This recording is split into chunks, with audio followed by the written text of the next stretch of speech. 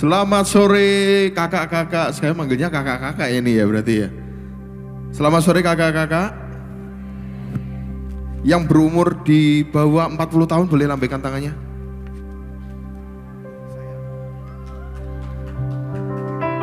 Di bawah 40 tahun, tolong.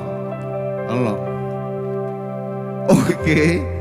Tidak bermaksud untuk membuat senior ya. Di atas 45 tahun angkat tangan. Oke, sekarang semuanya saya ajak untuk bangkit berdiri.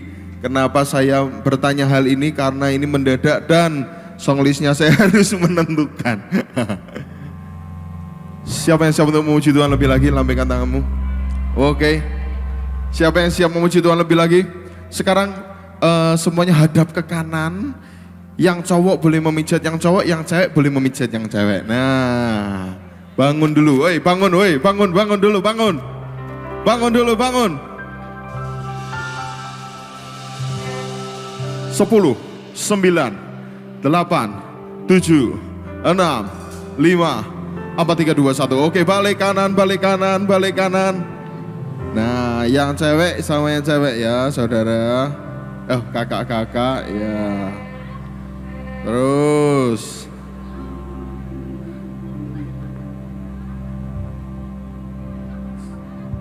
Sepuluh, 9, 8. Ada yang kasihan loh, nggak dapat pijutan loh. Habis ini tak kasih deh ya, voucher Nakamura. Maaf, nggak di endorse ini ya. 8, 7, 6, 5, 4, 3, 2, 1. Oke, semuanya balik ke sini. Berikan tepuk tangan untuk Tuhan kita dong. Terima kasih Tuhan, kami mempercayai anugerah-Mu besar buat hidup setiap kami. Terima kasih untuk suatu kehormatan kami bisa melayani Engkau. Melalui kami melayani anak-anak yang siap untuk meregenerasi youth. Masuk ke dewasa muda nanti dan nanti ke umum. Biar anugerah-Mu tercurah. Kau yang segarkan setiap kami sekali lagi sore hari ini ya Tuhan. Terima kasih Tuhan untuk anugerah-Mu Tuhan. Yang siap untuk memuji Tuhan lebih lagi katakan haleluya. Come on, haleluya. Hey. Tepuk tangan bersama saya, come on.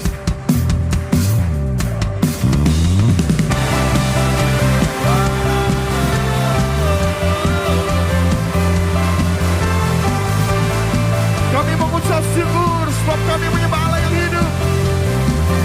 Anak Allah, Yesus namanya, menyembuhkan,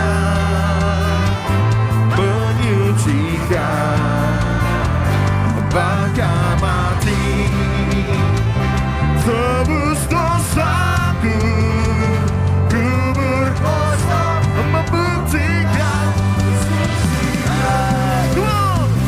sebab Dia hidup, ada hari Yesus, sebab Dia hidup, ku tak gentar, karena ku tahu Dia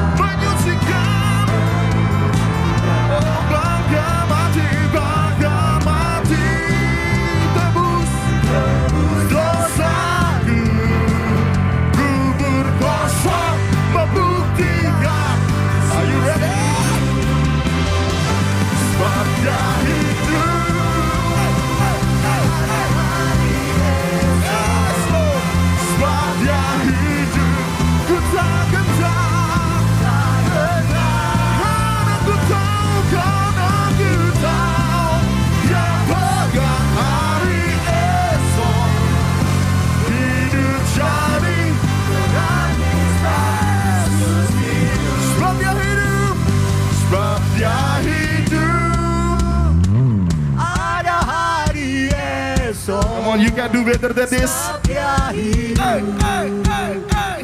Ku tak gentar karena ku tahu Yang pegang hari esok hidup jadi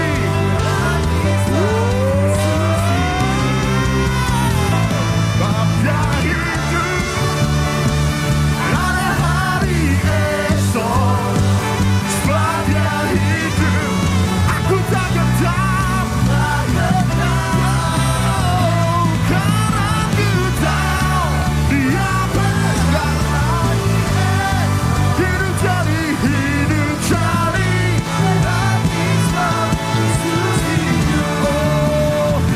karena ku tahu dia pegang hari esok. Hidup jadi sekali lagi. Karena ku tahu dia pegang hari esok. Hidup jadi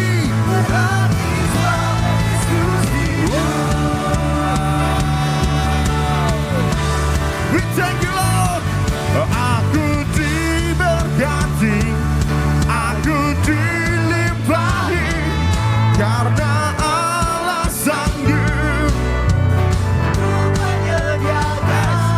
Aku diberkati, aku dilimpahi, atas sempurna anugerah Tuhan bagiku.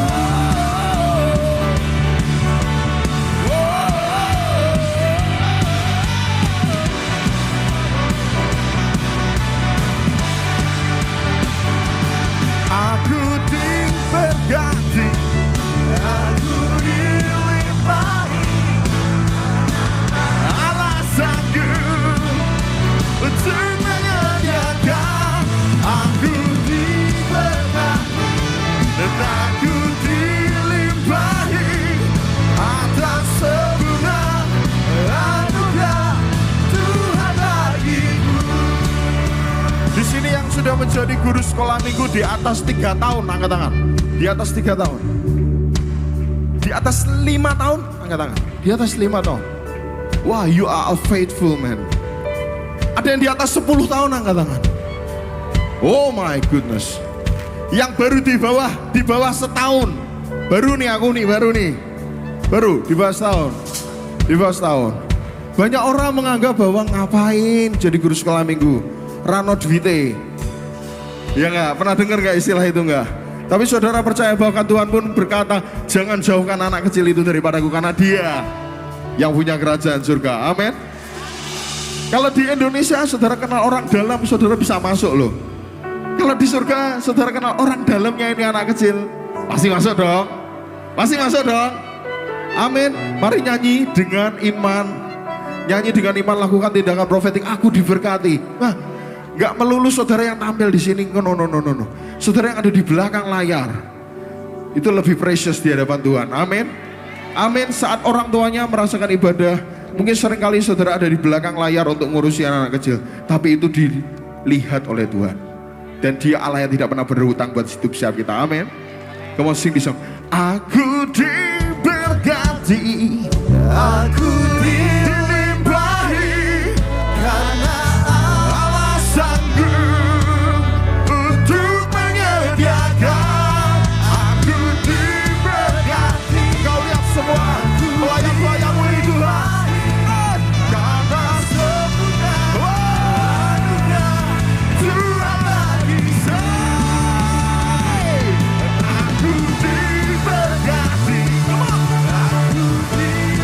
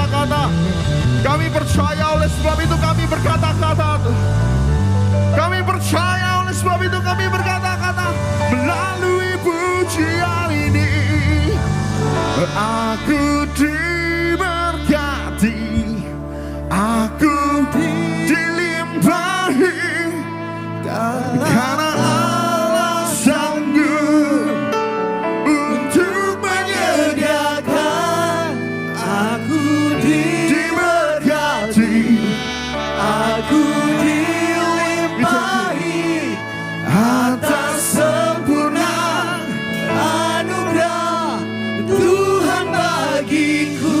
We thank you Lord, we thank you Lord, we thank you Lord. Thank you Lord, thank you Lord. Engkau Allah yang berjanji dan tidak mungkin tidak menepati. Sungguh suatu kehormatan kami boleh melayani Engkau Tuhan. What an honor, thank you Jesus. Thank you Jesus, thank you Jesus. We thank you, come on. Pakai 30 detik ini ucapkan syukurmu. 30 detik ini ucapkan syukurmu saudara. Naikkan di hadapan Tuhan as a living sacrifice.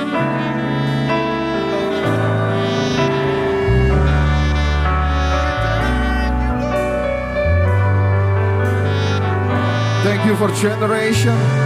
Terima kasih untuk regenerasi yang akan datang. Terima kasih kau pilih setiap kali kami melatih generasi yang akan datang kemudian. We thank you Lord, we thank you Lord, we thank you Lord. Come on, sing with me, shout to the Lord. Oh, shout to the Lord, all the earth, let us sing. Flower and majesty, praise to the King. Mountains bow down and the seas will roar, and the sound of your name. I sing for joy and give the world your name. That's why forever I love you, forever I stand. There's nothing compared to the promise I have in you. Kamu nyanyi pakai bahasa Indonesia nya saudara. Yesusku, Yesusku, penyelamatku, tiada yang seperti Engkau. Setiap hari aku memuji keajaiban kasih-Mu, penghibur, Kau penolongku, benar kekuatan, dialah semua yang bernafas tak berhenti. Kamu angkat tanganmu, angkat suara bersama dia, saudara ini. Nyanyi dan bersoraklah, nyanyi dan bersoraklah bagi Dia. Pujian, hormat, kuasa bagi Raja. Gunung tunduk, laut bergelora, mendengar namamu. Ku bersuka atas perbuatanmu, selamanya ku kasihi Engkau Tuhan. Tiada janji seperti yang ada padamu. Nyanyi dari awal sekali lagi, kemauan bangkitkan imanmu. Jadi pernyataanmu malam hari ini. Yesusku, penyelamatku, tiada yang seperti Engkau. Setiap hari ku memuji keajaiban kasih-Mu.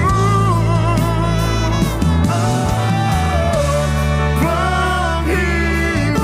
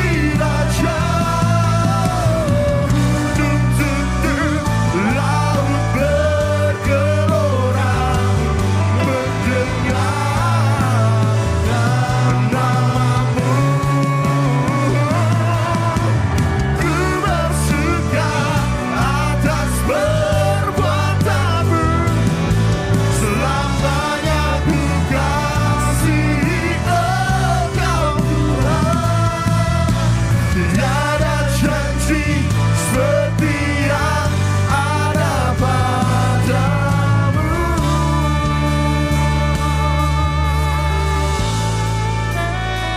Nyanyi dan bersorak, Nyanyi dan bersoraklah bagi Dia, puji dan hormat kuasa bagi Raja. di tempat maha tinggi. Gunung tunduk, laut bergelora, mendengar namamu. Ku bersuka Atas perbuatanmu selamanya. Engkau Tuhan, tiada janji seperti yang ada padamu. Tiada janji seperti yang, yes, tiada janji seperti yang ada padamu. Tiada janji seperti yang, tiada janji, tiada janji seperti yang ada padamu. Tiada janji, tiada janji seperti yang ada padamu.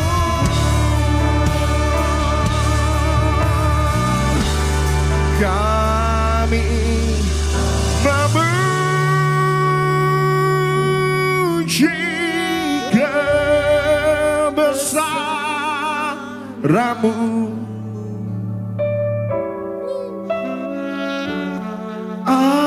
Ajaib Tuhan. Yes, because there is no one like you. Ajaib Tuhan. Kami memuji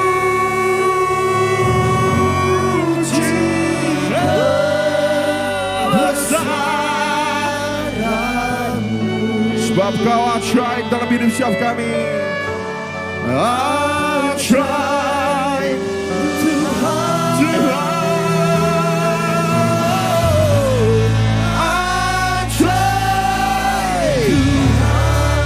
Kami memuji kebesaran-Mu. Kami memuji kebesaran-Mu.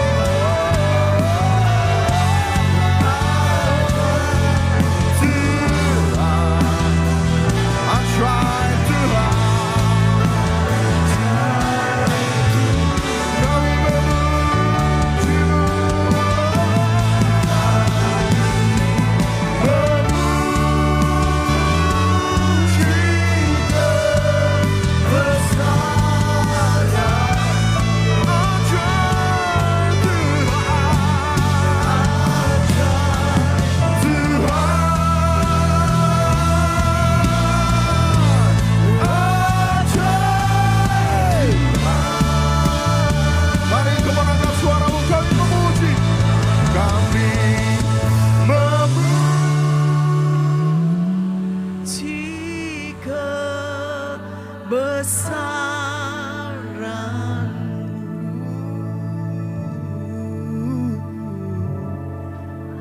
Ajaib. We worship you, Lord. Ajaib Tuhan, kami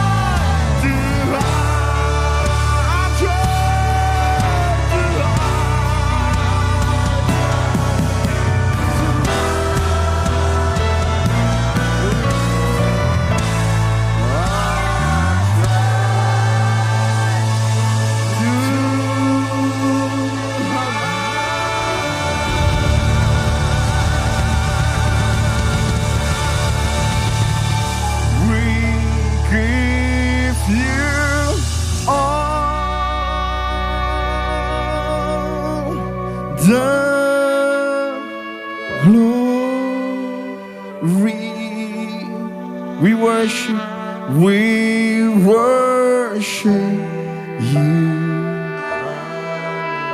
our Lord, for you are worthy.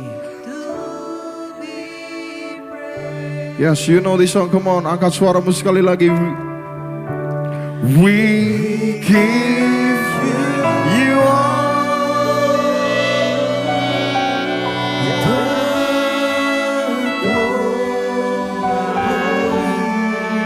And we worship you, we worship you,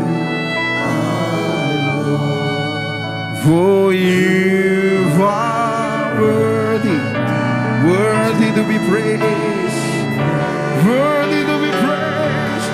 We give you all, we give you all.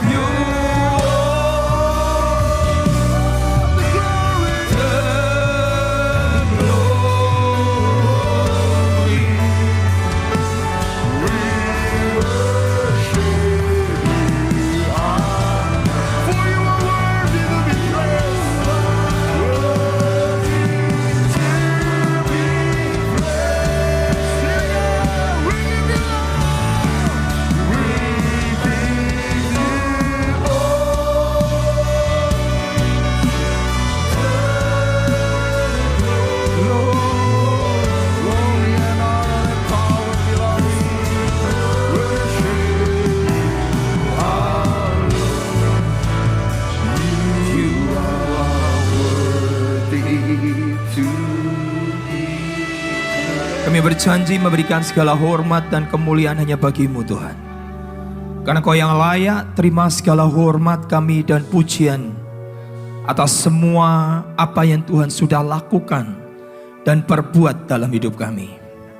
Kami berdoa biar malam hari ini Tuhan, di sesi terakhir ini kami percaya sebelum besok pagi ada sesi lagi. Kami berdoa biar kami tahu akan panggilan kami. Dan biar kami didapati setia sampai garis akhir. Kami setia melayani, dan mengasihi Engkau Tuhan.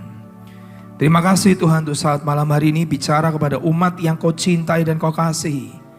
Hamba-Mu hanya saluran, mari Roh Kudus Kau beracara dan menjamah dan mengubah dan mentransformasi kami. Bahkan Kau mengubah cara mindset kami mengikut Engkau. Dan ajari kami Tuhan. Dan kami percaya biar Roh-Mu ini melayang-layang di tengah-tengah kami. Dan menjamah setiap kami. Hamba-Mu tidak dapat berbuat apa-apa di luar Engkau Roh Kudus. Mari Roh Kudus Kau lakukan sesuatu pada malam hari ini. Dan bicara dalam hidup kami. Di dalam nama Yesus. Dan semua yang percaya berkata, amin, amin. Silakan saudara dalam hadirat Tuhan. Shalom. Untungnya saya hari ini berdiri di hadapan guru-guru sekolah minggu atau para pengajar. Kalau saya ditawari untuk kemudian khotbah di depan anak-anak, mungkin saya menyerah, saudara. Karena saya tidak bisa menghadapi suara kerasnya mereka, suara tangisan mereka, suara jeritan mereka, membuat saya tidak bisa konsentrasi. Saudara, malam hari ini izinkan saya untuk menyampaikan sesuatu, bukan untuk mau menggurui saudara, bukan untuk mau mengajari saudara, tapi izinkan saya untuk menyampaikan sesuatu apa yang menjadi kerinduan hati Tuhan dalam setiap hidup kita. Temanya adalah tetap setia pada panggilan. Seringkali kita ini masuk dalam sebuah pelayanan dan kita ini give up, menyerah. Atau sudah tidak tahan lagi dalam sebuah pelayanan dan berujung berkata, sudahlah, aku tidak mau lagi melayani Tuhan. Saudara dengarkan baik-baik kata-kata saya pada malam hari ini. Ada sesuatu yang saudara harus tahu. Seringkali orang pada saat dia mengikut Tuhan, dia sangat bagus pada saat dia memulai sebuah pelayanan. Dia sangat berkorban, dia sangat passionate, dia sangat memberikan offering atau persembahan, atau korbankan waktu, korbankan tenaga, bahkan tidak sedikit korbankan uang, bahkan korbankan pekerjaan, korbankan segala-galanya demi untuk melayani Tuhan. Di awal pada saat orang itu sedang melayani Tuhan. Tapi seringkali pada saat dalam perjalanan untuk menuju pada panggilan atau menuju kepada garis akhir, atau mencapai dalam destiny terakhir, seringkali, tidak cuma saudara, tapi juga hamba-hamba Tuhan, tapi juga para pengusaha yang mengikut Tuhan Yesus, dia tidak bisa menyelesaikan sampai garis akhir. Kitab Pengkhotbah berkata, kata akhir lebih penting dibandingkan kata awal.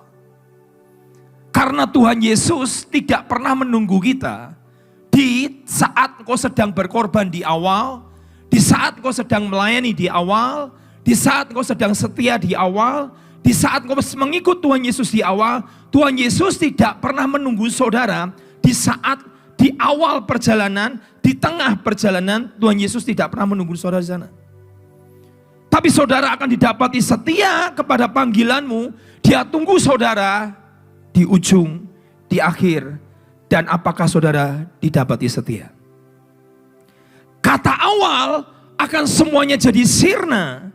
Kata awal akan semuanya menjadi sangat tidak berarti pada saat saudara didapati saudara tidak setia sampai akhir. Tuhan Yesus tidak pernah menunggu saudara pada saat di awal. Dia selalu menunggu saudara di ujung akhir dan berkata, sahabatku yang baik dan setia, masuklah dalam perjamuan Tuhanku. Pengkhotbah berkata, yang penting itu kata awal. Bukan awal, tapi akhir. Bagaimana engkau mengakhiri sebuah pertandingan. Dan Tuhan memanggil kita, menunggu kita di akhir. Dan seringkali banyak orang gak tahan. Saudara, kemarin saya pulang dari Mamasa, tiba-tiba saya mendengar sebuah kesaksian yang cukup sedih. Ada seorang pengusaha yang dipakai Tuhan bersama dengan beberapa hamba Tuhan. Dan pengusaha ini terlibat dalam membangkitkan orang mati 3. Bangkit. Tapi hari ini pengusaha ini sudah gak pelayanan lagi. Hari ini pengusaha ini sudah tidak mau lagi ke gereja lagi. Gara-gara apa? Karena dia pada saat dia berdoa membangkitkan orang mati, dia melihat di depan mata bagaimana Tuhan membangkitkan orang mati melalui pelayanan dia dengan hamba Tuhan selama 3 kali, dan itu terjadi.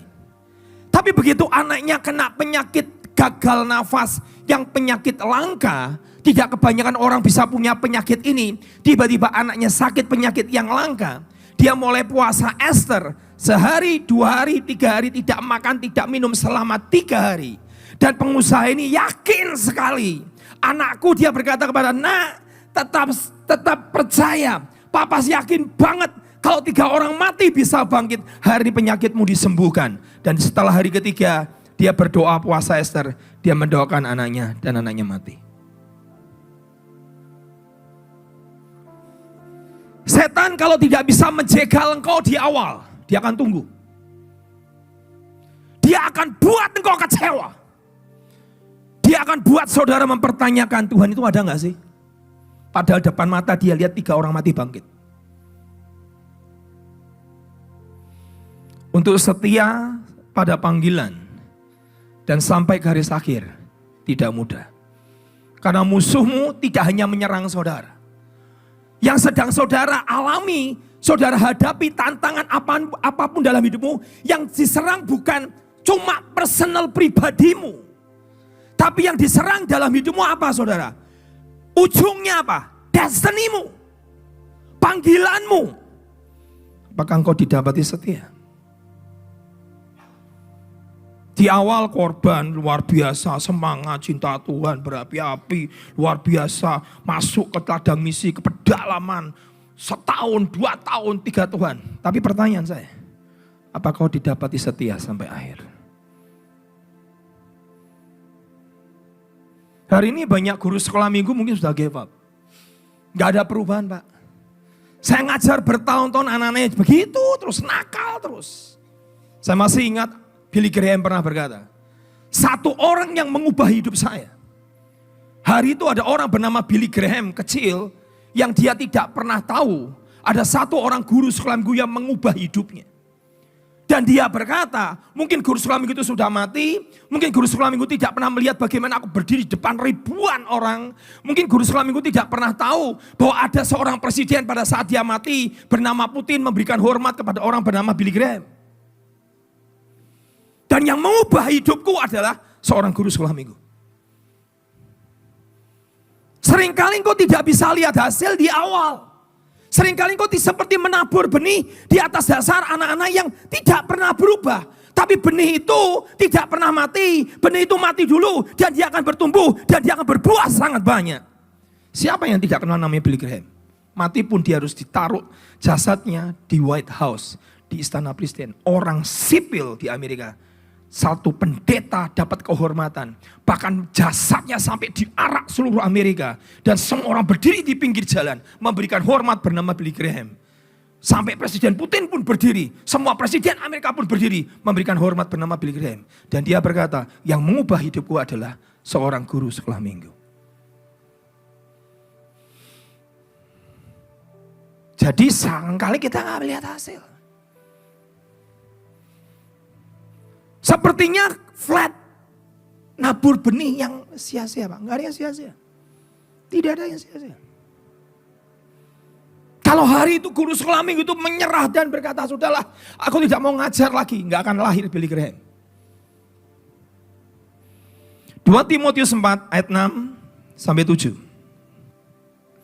2 Timotius 4 ayat 6 sampai 7. Mengenai diriku, darahku sudah mulai dicurahkan sebagai persembahan. Ini perkataan Paulus. Dia mempersembahkan bukan apapun, tapi dia berkata darah. Ini mantap nih, orang ini, menurut saya ini orang yang tidak takut mati, itu orang rasul bernama Paulus. Dan yang dia persembahkan di hadapan Tuhan adalah darah. Darahku dicurahkan sebagai persembahan dan saat kematianku sudah dekat. Bahkan Paulus pun tahu kapan dia akan mati. Dan dia berkata, diteruskan, ini ayat yang mau saya bahas. Aku telah mengakhiri pertandingan yang baik. I am finishing well. Aku mengakhiri pertandingan dengan kuat. Hari ini ayat 2 Timotius 4 ayat 7 ini ditulis di tempat karangan bunga-bunga orang mati. Orangnya mati di peti mati, Kemudian dikasih ayat 2 Timotius 4 ayat 7. Padahal pada saat Paulus menulis ayat ini, Paulus masih hidup. Paulus belum dipeti mati. Dan dia berkata, aku telah mengakhiri pertandingan dengan baik dan aku mencapai garis akhir dan aku memelihara iman. Ini orang masih hidup. Tapi dia berkata, aku sudah selesai. Wow. Berarti setiap kita punya sebuah pertandingan yang kau harus selesaikan. Dan dia berkata, I fought the good fight.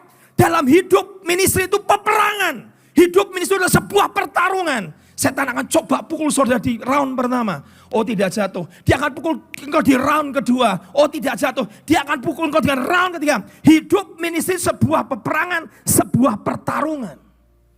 Pertanyaannya, apakah engkau memelihara iman? Jangan-jangan iman kita sudah kandas. Seperti pengusaha itu. Gak ada Yesus-Yesusan, anakku mati. Aku berpuasa 3 hari. Dan dia tidak hidup. Dia tidak mengakhiri pertandingan. Dia tidak memelihara iman. Dan dia tidak mencapai garis akhir. Bagus memulai. Tapi tidak bagus mengakhiri. Dan Tuhan tunggu di akhir. Apakah engkau mengakhiri dengan baik seperti Paulus berkata. Dan didapati memelihara iman. Banyak orang Kristen di tengah perjalanan imannya, ini awal, ini akhir. Di perjalanan imannya seringkali setan akan mencoba menghancurkan. Mematahkan. Dan setan ujungnya cuma satu, Tuhan itu jahat, tidak menjawab doaku. Saya akan berikan banyak kesaksian hari ini supaya mengubah saudara. Lihat baik-baik. 2 Timotius 4 ayat 6 sampai 7. Sekarang lihat, kehidupan adalah sebuah pertarungan. Paulus dicambuk karam kapal, dilempari batu di penjara dan dia berkata, I kept my faith. Aku jaga imanku. Mau karam kayak, mau susah kayak, mau digebukin kayak, mau dilempari batu, aku jaga imanku. Setan gak tertarik saudara kecuali tertarik apa? Imanmu. Dia mau curi imanmu. Pada saat doamu tidak jawab, apakah kau jaga imanmu? Pada saat kau lihat semuanya tidak seperti yang kau inginkan, apa kau tetap? Aku tetap percaya walaupun mataku belum lihat.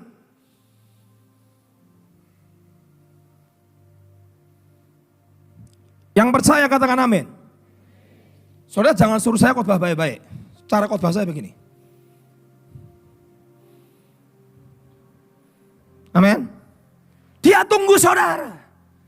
Apakah kau jaga imanmu? Saat anakmu tidak sembuh, apakah kau jaga imanmu? Saat anakmu mati, apakah kau jaga imanmu? Setan hanya mau curi imanmu. Dia hanya mau curi destinimu. Dia hanya mau potong panggilanmu. Dia mau dapat engkau tidak setia sampai akhir. Setan hanya itu tugasnya dalam hidup kita.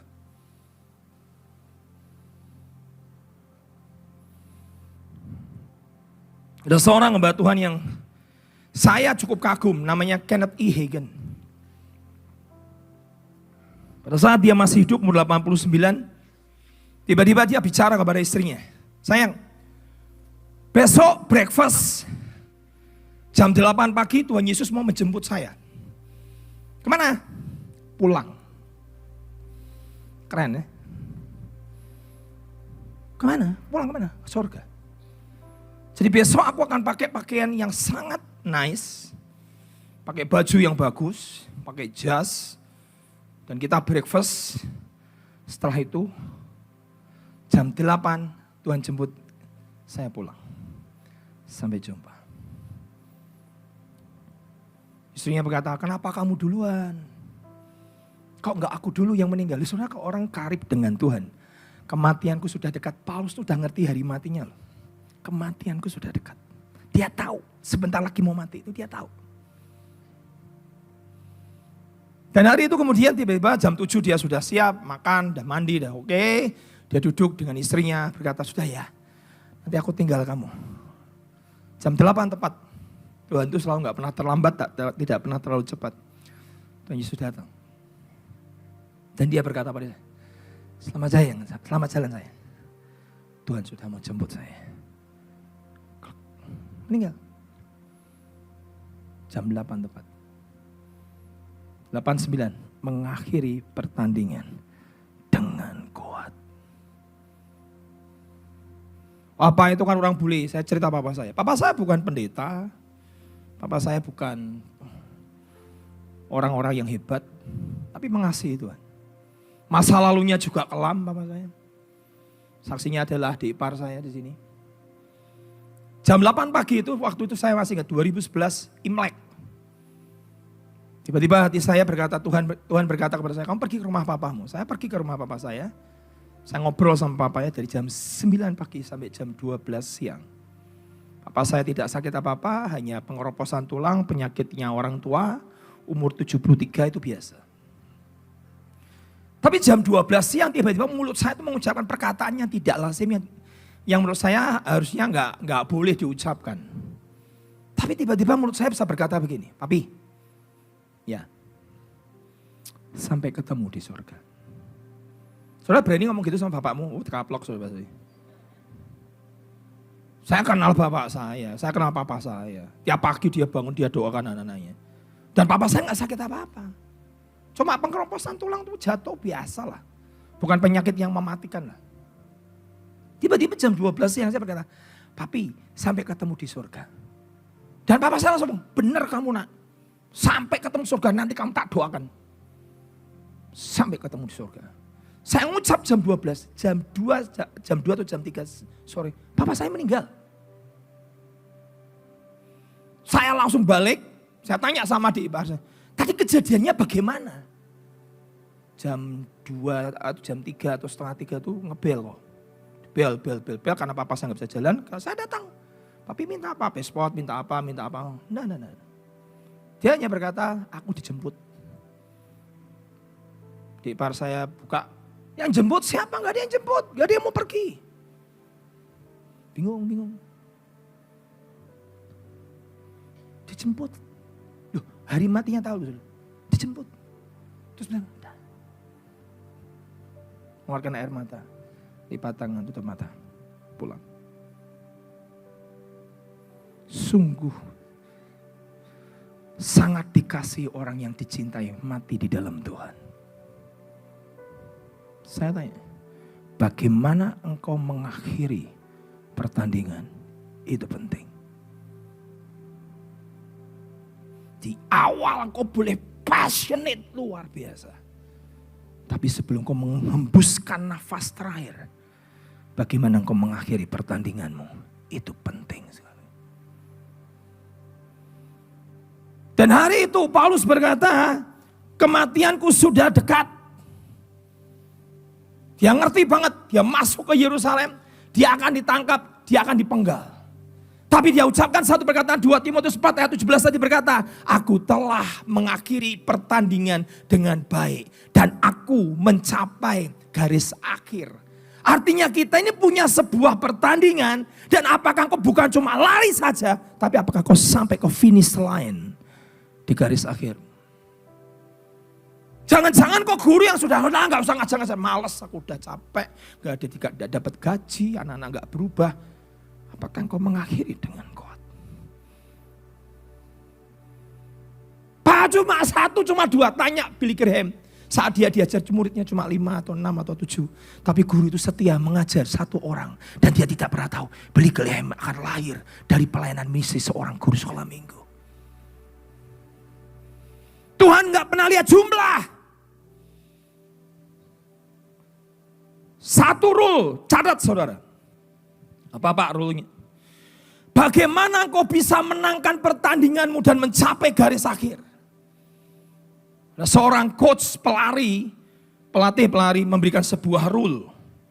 Dan berkata, 1, pada saat engkau lari, dalam lari pertandingan, larimu bukan lari sprint. Larimu adalah lari maraton. Lari maraton adalah lari yang butuh stamina cukup panjang. Lari yang membutuhkan energi yang kamu jaga kekuatanmu sampai akhir. Kau tidak boleh sampai di luar garis finish. Kau harus mencapai ke garis finish. Dan rule yang pertama kali buat pelari maraton adalah Pada saat kau lari, tidak usah peduli dengan tetanggamu di sebelah. Jangan lihat kanan kiri. Pelari fokus hanya lihat kepada garis akhir. Saat engkau ikut Tuhan, saat engkau dalam pelayanan, jangan bandingkan dirimu dengan tetangga sebelah. Jangan bandingkan dirimu dengan tetangga gereja lain. Belajar boleh, tapi engkau tidak usah bandingkan dirimu. Kok dia lebih enak, kok dia lebih diberkati, kok dia seperti ini. Ingat baik-baik. Jangan bandingkan, lihat. Pelari hanya fokus ke depan. Dia begitu start, dia begitu jongkok. Dia hanya lihat ke depan. Dia tidak boleh lihat ke kanan, ke kiri. Dia hanya lihat ke depan. Mata kita harus tertuju kepada panggilan kita. Rule number 1. Jangan lihat tetanggamu sebelah. Nomor 2. Matamu harus tertuju kepada Yesus. Matamu harus tertuju kepada garis akhir. Matamu jangan lihat ke kanan, ke kiri. Yang penting aku menyelesaikan tugasku. Kalau cuma anak sulam itu cuma 5, 6, 7, 8, 9. Aku akan fokus kepada garis akhir. Aku akan berkata, aku akan didik mereka. Aku akan ajar mereka. Aku akan bawa kepada Tuhan. Bahwa mereka mencintai, mengasihi Tuhan. Walaupun mataku belum melihat hasil. Mataku hanya melihat kepada Tuhan. Semua aku lakukan untuk Tuhan dan bukan untuk manusia. Rule number 3. Dalam lari pertandingan, ini yang seringkali ya tahan seorang pelari adalah don't never ever give up. Jangan pernah menyerah dan jangan pernah keluar dari pertandingan.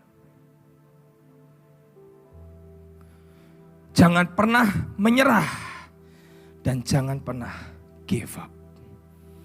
Saudara, saya mau berikan sebuah kesaksian, Bilangan 26 ayat 11.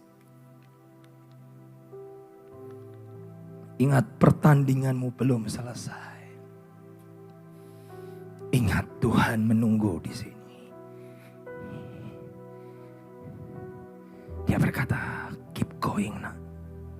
Jangan toleh kanan, toleh kiri. Jangan bandingkan dirimu dengan orang lain.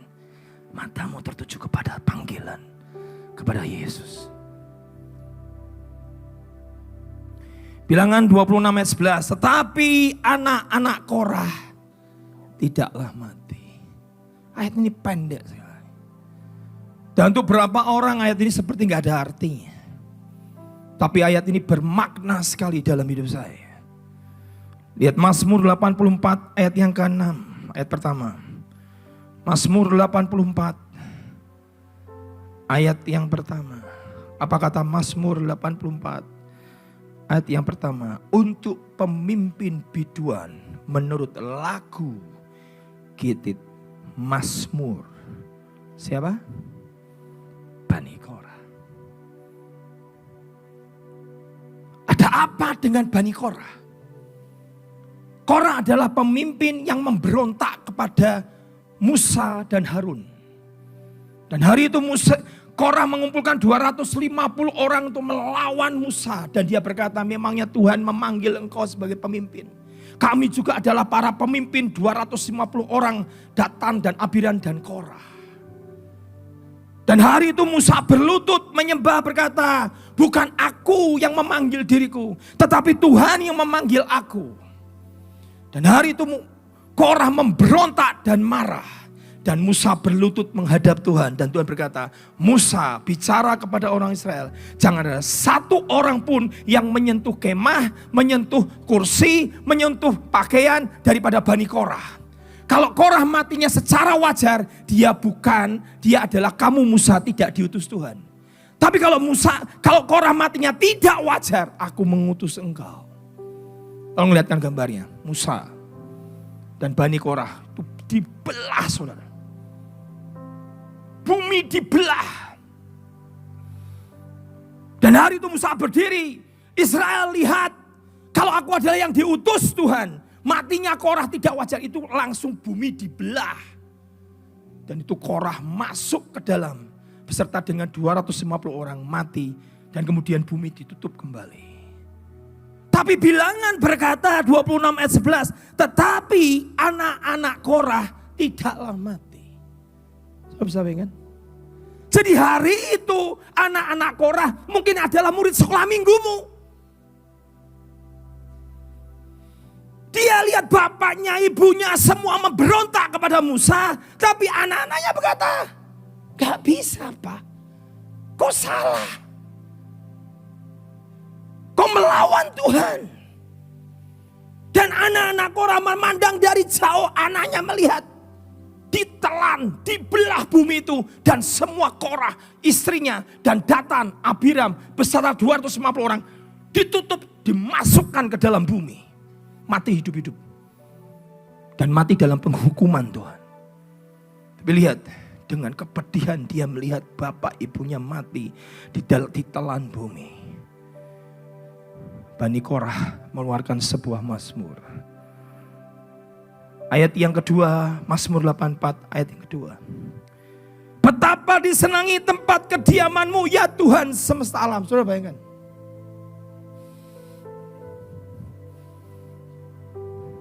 Jiwaku hancur. Dia berkata, merindukan pelataran-pelataran Tuhan. Hati dagingku bersorak-sorai kepada Allah yang hidup. Dia tidak pernah mengepalkan tangannya ke atas. Kenapa kau bunuh orang tuaku?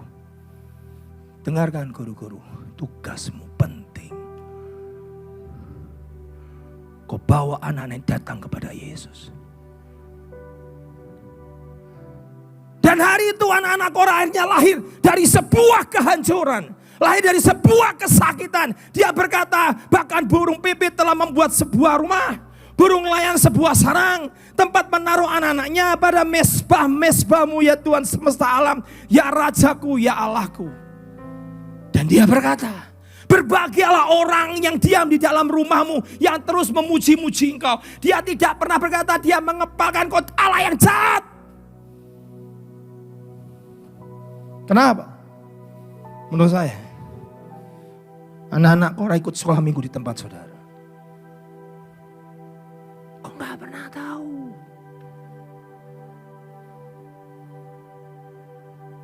Mazmur ini lahir bukan dengan tertawa.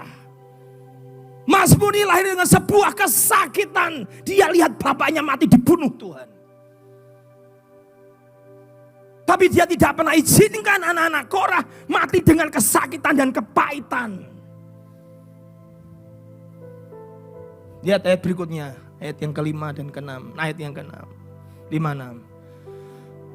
Dia tidak semakin lemah. Dia berkata, berbahagialah manusia yang kekuatannya di dalam. Kau bayangkan, saya gak bisa ngerti loh. Lihat bapaknya mati dibunuh, Tuhan berkata kekuatannya di dalam engkau. Peran siapa ini? Kok bisa anak-anak Korah tidak mati dan dia bisa mengucapkan mazmur? Peran siapa ini? Kekuatannya di dalam kau yang berhasrat mengadakan ziarah. Kata ziarah itu artinya mengadakan sebuah perjalanan. Kekristenan adalah sebuah perjalanan. Di awal, di tengah perjalanan. Dan kau harus mencapai garis akhir. Dan pada saat di tengah perjalanan, seringkali setan ini cuma menghancurkan saudara. Menjegal saudara. Saudara akan dihadapkan, dia mau curi iman anak iman daripada anak-anak Korah. Lihat bapakmu mati, bapakmu dibunuh Tuhan, bapakmu ditelan bumi, bapakmu matinya tidak wajar. Tapi anak Korah berkata, berbahagialah manusia yang kekuatannya di dalam engkau. Di tengah kepedihan dan kesakitan dia berkata, dia tetap mengadakan ziarah. Aku akan tetap mengadakan ziarah. Mereka berjalan. Dan lihat ayat 6. Saudara dengar ini ayat saya dapatkan satu ayat ini pada saat saya di Amerika. Seorang pengkhotbah tentang melintasi lembah Baka. Ini memberkati hidup saya luar biasa. Saudara tahu, orang Israel pada saat dia keluar dari Mesir, ini Mesir, menuju ke tanah Kanaan, tanah perjanjian. Dia hanya butuh perjalanan harusnya cuma 11 hari atau 21 hari, 11 hari menuju ke tanah Kanaan. Dengar Bapak. Dan hari itu di dalam perjalanan dia keluar dari Mesir menuju tanah perjanjian atau mencapai garis akhir, ada satu jalan yang dia tulis anak-anak Korah ini. Apabila melintasi lembah Baka. Kata Baka itu the valley of weeping. Itu lembah air mata. Disebut juga the valley of death. Lembah kematian. Apabila dia melintasi lembah Baka. Dia membuatnya menjadi tempat yang bermata air. Pada saat orang Israel keluar, ini lembah Baka. Tuhan berkata, lewatin. Saudara nggak bisa berkata, nggak mau Tuhan, aku nggak mau lewati lembah Baka, aku mau berserong dan aku mau berjalan menuju teman. Nah, apabila engkau melintasi lembah Baka, the valley of weeping, tempat air mata, tempat kematian, tempat apapun yang mengerikan, Alkitab berkata, gadaku dan tongkatmu menyertai engkau. Di tempat ini seringkali kau dibuat berhenti. Dan di tempat ini banyak hamba Tuhan besar, pengusaha-pengusaha besar, tumbang jadi bangkai. Mereka marah dan kepalkan tangannya ke Tuhan. Mana Tuhan? Dengar, setan hanya mau curi imanmu. Setan hanya mau curi destinimu. Setan mau ambil perjalananmu, imanmu. Dan anak Korah menulis dengan bagus, aku akan membuat lembah Baka ini menjadi tempat bermata air. Bahkan hujan awal musim menyebutnya dengan berkat. Dan ayat 7 berkata, dan mereka berjalan makin lama makin lemah.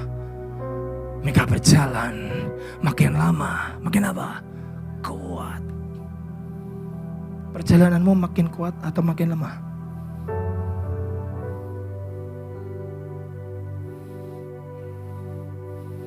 Hendak menghadap Tuhan di mana?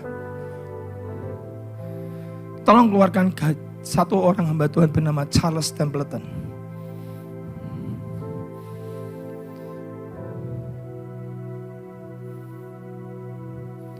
Di hadapan tahta kudusmu. Saudara lihat, ini yang saya cerita tadi bernama Billy Graham. Dia punya seorang sahabat bernama Charles Templeton. Ini nama orangnya setelah dia tua. Ini istrinya. Bahkan Charles Templeton ini adalah mencapai sampai karirnya, dia mencapai di antara para selebriti di Amerika terkenal karena khotbahnya dan healing crusade. Bahkan kalau pergi dengan Billy Graham, mereka pergi berdua sampai ke Kanada 2 bulan, 3 bulan. Dia sujud di depan seorang hamba Tuhan yang sangat terkenal bernama Mordecai Ham. Hamba Tuhan yang tua itu. Ini adalah KKR Crusade, duet antara Billy Graham dengan Charles Templeton. Begitu dia khotbah, Billy Graham akan tantang pertobatan, Charles Templeton akan khotbah kesembuhan dan healing. Dan Charles Templeton dipakai luar biasa dalam hal healing. Tapi dua orang ini lahir dalam keadaan yang sama. Cinta Tuhan, passionate, mengasihi Tuhan, melayani bersama. Ke Kanada 3 bulan, tinggalkan keluarganya hanya untuk melayani Tuhan. Tapi ujungnya berbeda. Tuhan tidak pernah tunggu engkau di awal. Tuhan tidak pernah tunggu engkau di tengah. Dia tunggu di garis akhir. Satu kali Charles Templeton, dia punya istri. Istrinya sakit. Dia doakan orang selalu sembuh. Hari itu dia doakan istrinya, tidak sembuh. Istrinya mati. Di lembah Baka ini, dia kepalkan tangannya. Mana Tuhan? Dia panggil sahabatnya Billy Graham. Mana Tuhan? Charles, kamu khotbah di depan ribuan orang, kau ceritakan Yesus begitu dahsyat, kau perform miracle, mujizat begitu dahsyat. Kau berkata apa? Mana Tuhan? Istriku mati. Aku doakan orang sembuh. Aku doakan istriku mati. Mana Tuhan? Setan curi imannya. Di saat setan sedang curi imannya, dia panggil Billy Graham. Dia ngomong Alkitab, tolong jelaskan A, B, C, D, pilih. Kalau Tuhan Yesus itu hidup. Ini orang sudah khotbah di depan ribuan orang. Ini orang sudah lakukan tanda mujizat di depan ribuan orang. Hari itu di tengah lembah Baka, yang Alkitab katakan, apabila engkau melintasi lembah Baka, lembah maut, bangkai, banyak hamba-hambaku tidak bisa bertahan di sini. Jangan stop. Tadi ingat kata coach, kalau kamu lari, jangan menyerah, jangan keluar pertandingan. Si Charles Templeton lihat satu gambar tadi, gambar itu keluar lagi. Dan tiba-tiba dia lihat satu gambar perempuan Afrika sedang memeluk anaknya, ini fotografer, orang mau memfoto. Dia lihat seorang perempuan Afrika gendong bayi dan kemudian dia lihat tanah kering kerontang di Afrika, hujan pun tidak turun. Dan ibu ini mati, ini gambar fotografi. Dia peluk anaknya dalam keadaan mati karena tidak ada air. Dengar, setan sedang curi imannya di tengah puncak ministrinya. Dengar saudara, kalau pendeta besar tidak kebal, saudara dan saya juga tidak kebal dari namanya kecewa.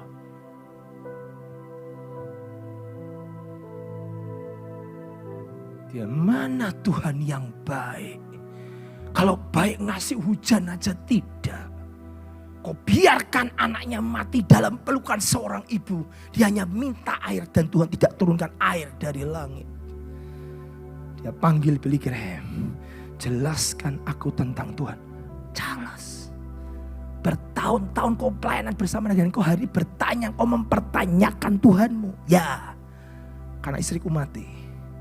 Karena perempuan itu juga mendekap anaknya mati. Hanya minta hujan, Tuhan tidak turunkan hujan. Dan hari itu dia buka Alkitab dengan versi yang berbeda. Dia ngomong ke Billy Graham, jelaskan A, B, C, D. Dan Billy Graham, dia berkata, aku mau cari Tuhan. Dia naik ke gunung. Di atas gunung itu saya lihat biografinya Billy Graham. Dia sedang berlutut dan berkata 3 hari, Tuhan, aku tidak bisa jawab semua pertanyaan sahabatku. Teman duetku dalam berkhotbah. Aku gak bisa jawab. Dan dia mempertanyakan apakah Alkitab itu betul-betul firman Tuhan. Dia bertanya, benar gak Alkitab firman Tuhan? Dia ambil Alkitabnya. Dan Billy Graham berkata, Tuhan, walaupun aku belum mengerti, tapi hidupku aku taruh di atas dasar firman Tuhan yang hari ini aku belum mengerti. Dan berkata, go ahead. Dia berjalan lagi. Dia sedang melintasi lembah baka, tapi dia gada dan tongkatmu menyertai aku. Dan Charles Templeton berhenti di sini. Tapi Billy Graham berkata, aku akan tetap percaya. Walaupun mataku belum lihat, aku akan tetap percaya. Walaupun aku tidak melihat mujizat, aku akan tetap percaya. Kau Tuhan tetap Tuhan yang baik. Kau bukan Tuhan yang jahat. Kau tahu akhir hidup Charles Templeton seperti apa? Lihat tuh buku paling ujung. Dia tulis buku dan judulnya apa tuh? Selamat jalan Tuhan. Farewell to God. Bye-bye Tuhan. Gak ada Yesus-Yesusan. Saudara, bukan bagaimana engkau mengawali, tapi bagaimana engkau mengakhiri pertandingan. Menentukan. Dia mati di ujung apartemen, sudah tua. Dan dia berkata, my reason for rejecting the Christian faith, alasanku kenapa aku menolak iman kekristenan. Sama-sama lahir bersama, didoakan hamba Tuhan bersama, KKR bersama, dipakai Tuhan lebih dahsyat. Dia berujung tulis buku dan mati. Kenapa? Alasanku menolak iman Kristen.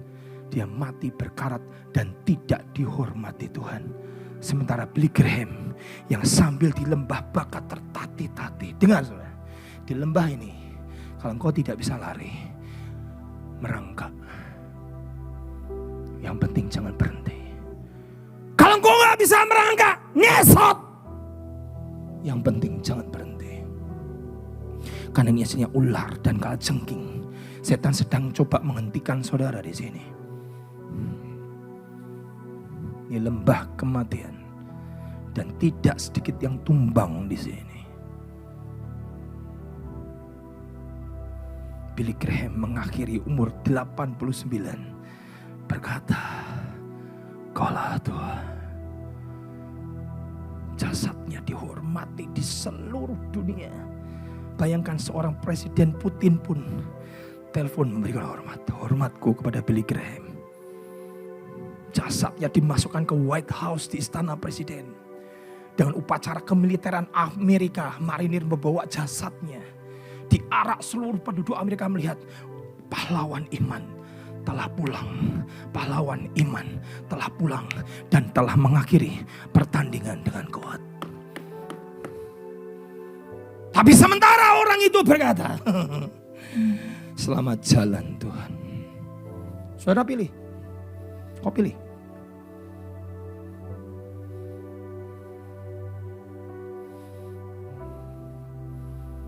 Hidup adalah pilihan.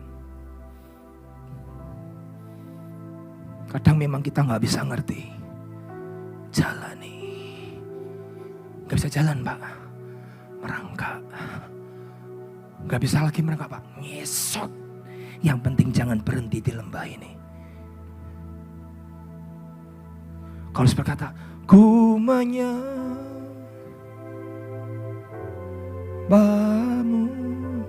Aku gak ngerti Tuhan. Ku sembahmu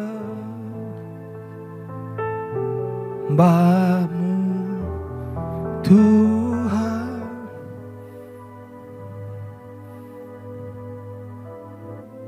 Seseorang penulis lagu bernama Ron Kenoly.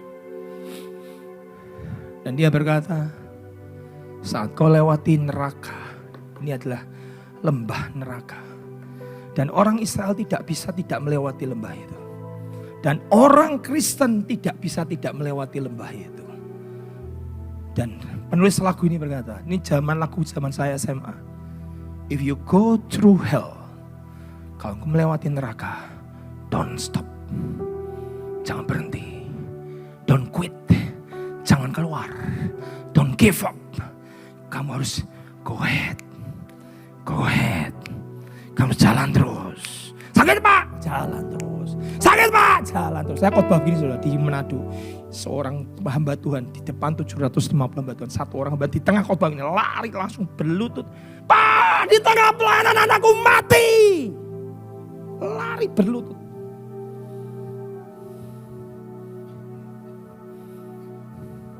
Setan akan coba hentikan perjalananmu. Dan setan sangat tahu semua kelemahan kita. Karena dia hidup 6.000 tahun lebih lama dari kita. Dia baca gerak-geriknya orang ini. Orang ini cinta uang. Kasih uang pasti jatuh. Orang ini cinta dengan wanita. Kasih wanita pasti berzina. Orang ini kekalahan, dia gila kekuasaan, kehormatan, kasih. Setiap kita punya minimal satu kelemahan. Dan setan tahu. Dan dia tidak hanya ingin membunuh kita. Dia ingin potong destinimu. Dia tidak mau saudara menghadap Tuhan di Sion. Apabila engkau melintasi lembah Baka, kata Mazmur 84. Aku berjalan. Dan anak Korah berkata, aku lihat papi mamiku mati dibunuh Tuhan. Dan aku berjalan. Dia ngambil kesakitan makin lama. Dan aku berkata, aku makin kuat untuk menghadap Tuhan di Sion. Itu ngomong sambil kesakitan saudara. Siapa bilang kekristenan tidak war, tidak pertarungan iman? Siapa bilang setan tidak ingin curi imanmu? Siapa bilang setan tidak ambil imanmu?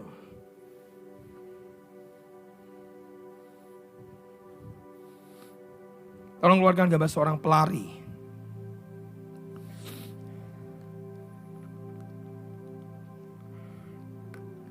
Saat anakmu murtad, apakah engkau tetap ikut Yesus?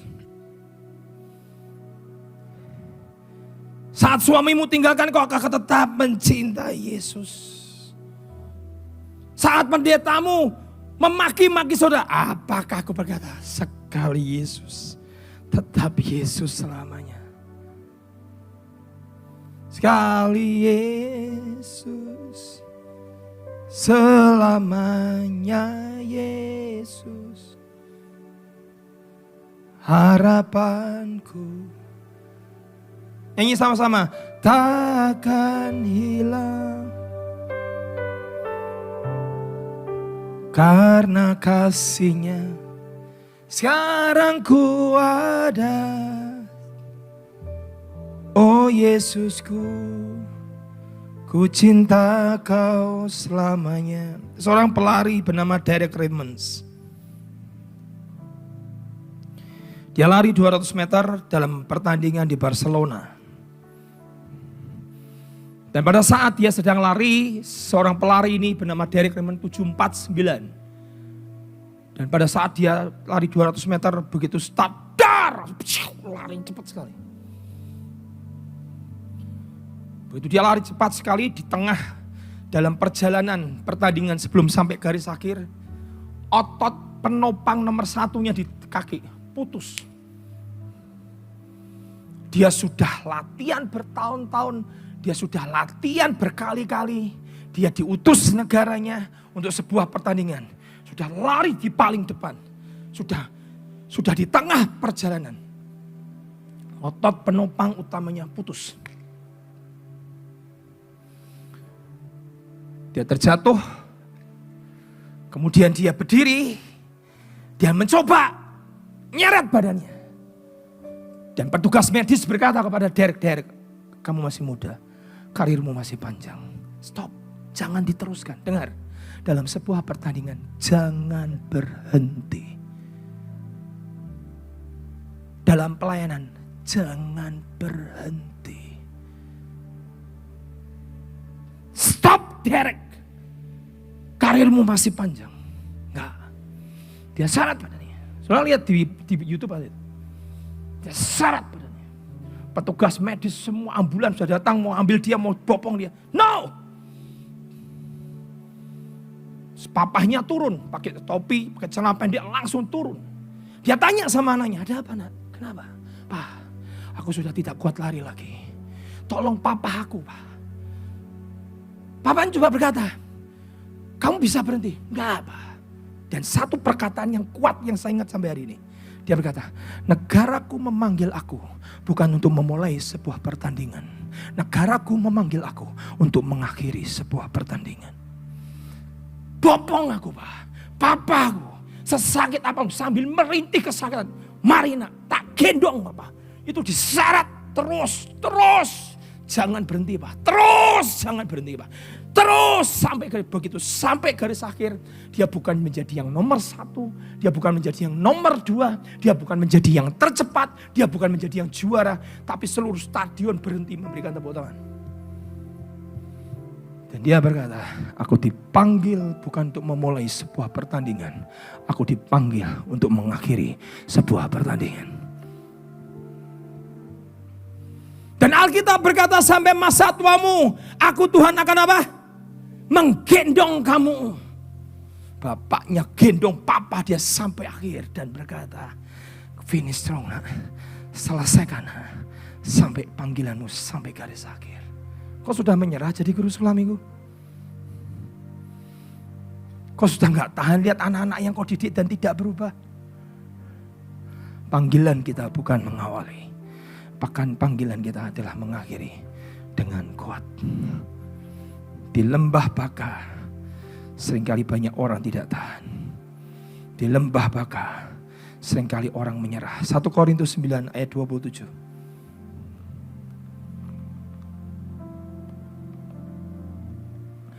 Ada saat yang aku alami tak seperti yang aku ingini. Keluarkan lagunya. Ku tetapkan hati untuk percaya. Tolong keluarkan di tengah. Nah, angkat tangan saudara. Ada saatnya yang ku hadapi, seringkali aku tak mengerti. Ku memilih untuk tetap setia sampai akhir. sampai akhir di hidupku. Ku tetap menyembahmu, melayanimu seumur hidupku, sampai akhir ku menutup mata, sampai ku menutup mata. Ku tetap mengasihimu, biar kau dapati apa? Ku hambamu yang setia. 1 Korintus 9 ayat 27. Tetapi aku melatih tubuhku dan menguasai seluruhnya, supaya sesudah aku memberitakan Injil kepada orang lain, jangan sampai aku sendiri ditolak. Saudara, setan akan berjuang membuat saudara kena diskualifikasi. Sesakit apapun, sesulit apapun yang kau hadapi, kau harus berkata, sampai akhir di hidup aku akan tetap setia. Ku kan tetap menyembahmu, melayanimu seumur hidupku, sampai akhir ku menutup mata, sampai akhir nutup mata, tak mengasihimu, biar kau dapati ku hambamu yang setia. Tolong keluarkan gambarnya David Flood. Saudara, seringkali kita ngajar sekolah minggu dengan gambar supaya kami lihat sebuah visual. Saya mau tunjukkan satu gambar seorang hamba Tuhan misionari dari Swedia bernama David Flood. Suami istri ini orang Swedia. Saya pernah tinggal di Swedia 9 bulan. Itu negara dingin, negara yang bagus. Dan hari itu orang ini memutuskan dengan istrinya untuk pergi sebuah pelayanan. Hari ini nama negaranya adalah Kongo. Tapi di zaman dia jadi seorang misionari, nama negaranya adalah Zaire. Sekarang berubah namanya menjadi Kongo. Dan hari itu mereka berdua sudah mempersiapkan diri, David dan istrinya bernama Svea Flood, untuk masuk dalam sebuah pedalaman di satu suku. Dan suku itu adalah suku yang tidak mengenal Tuhan sama sekali. Dia pergi ke badan misi dan kemudian sampai di negara Kongo di badan misi. Dia jual hartanya, dia jual mobilnya, dia jual rumahnya, dia jual segala-galanya hanya untuk melayani Tuhan. Dengar Bapak. Seringkali pada saat kau awal melayani, kau berani korbankan semuanya. Betul? Tapi Tuhan tidak pernah tunggu kamu di awal. Dia tunggu di akhir. Dan setelah dia melayani, kemudian dia masuk ke daerah Republik Negara Kongo di pedalaman yang paling dalam dengan satu kapal bernama Erikson. Yang masuk ke dalam, dia babat alas dan kemudian sampailah di satu suku, tempat kanibal, tempat malaria, tempat orang-orang penyakit malaria masih merebak. Dan si David ini bawa anaknya yang masih kecil bernama David Junior. Dan pada saat dalam perjalanan sudah sampai di sana, dia masuk ke dusun itu dalam satu desa. Dan kemudian kepala dusun itu, kepala desa yang berkata, kamu orang kulit putih, tidak boleh masuk ke tempat kami. Nanti dewa kami marah. Jadi tolong kamu keluar dari desa kami. 2 kapal, satu Erikson, satunya David. Mereka akhirnya keluar, tetapi mereka memutuskan, oke, kami tidak boleh masuk ke kampungmu. Kami akan membuat rumah di depan kampung. Sebenarnya gambarnya bukan dari seperti ini. dari lempung. Saudara tahu dari lempung itu apa? Tanah liat, tanah lempung. Dia buat rumah di situ. Dan David dan Svea dengan anaknya junior itu kemudian tidur di situ. Dia abdikan, kita ikut Yesus, kita mau mengabdi, kita mau jadi misionari. Apapun yang terjadi kami harus bisa masuk membawa Injil ke dalam. Dan setelah 6 bulan dia tunggu untuk bisa masuk ke dalam kampung itu. Dan David dan keluarga Erikson tidak pernah berhasil masuk ke dalam kampung itu. Dengar Bapak, Tuhan itu tidak pernah melihat hasil di awal. Dengarkan guru sekolah minggu. Kalau engkau berkata, Pak, hasilnya mana? Hasilnya mana? Dengar cerita ini. 6 bulan kemudian keluarga Erikson berkata, percuma kita sudah masuk ke pedalaman belajar bahasanya dan kita tidak pernah bisa masuk kampung dan menginjil di sana. Kami memutuskan, keluarga Erikson berkata, aku pulang ke badan pos misi dan aku tinggalkan balik ke pos misi. Saya akan pindah ke tempat yang lain. Silahkan. Tapi David dan Svea berkata, tidak. Sekali Yesus tetap Yesus, ku kan tetap setia melayani Tuhan. Dia tetap di situ dan dia tetap melayani. Dalam perjalanan itu tiba-tiba ada seorang anak kecil ini yang selalu keluar dari kampung membawa makanan. Tukar barter, dia bawa ayam, David Svea kasih telur, dia bawa ayam, dia tukar pakai duit dan segala macam. Akhirnya terjadilah transaksi antara anak kecil ini dengan keluarga David dan Svea. Dan istrinya Svea melihat anak kecil ini, karena dia sudah belajar bahasanya, dia coba komunikasi, dia injili. Ingat baik-baik, setiap engkau lakukan kepada anak kecil, engkau lakukan buat Tuhan, mereka adalah matanya memandang kepada Bapakmu di surga. Dia injili anak kecil ini, si Svea. David lihat, hampir 1 tahun aku tidak bisa masuk kampung, nginjil pun satu tidak bisa, hanya kecuali anak kecil, anak sekolah minggu yang tidak tahu apa-apa ini, yang bertobat. Kenal Tuhan Yesus. Dan begitu 1 tahun lebih, dia nggak lihat hasil. Istrinya mengandung dan melahirkan. Si Svea ini melahirkan. Dia sudah punya anak laki bernama David Junior. Istrinya Svea ini kisah nyata. Istrinya melahirkan seorang anak. Dan begitu melahirkan, dia sedang di lembah Baka. Lembah bayang-bayang naut. Ini lembah neraka, banyak yang tumbang di sini, banyak yang mati jadi bangkai di sini. Dan 1 tahun kemudian, 1 tahun lebih istrinya melahirkan, kena serangan malaria, dalam keadaan kesakitan melahirkan putrinya, dan keluarlah anaknya. Dan istrinya berkata, kasih nama anak kita Angie. Ya, begitu dia pegang anaknya, istrinya mati. Saudara.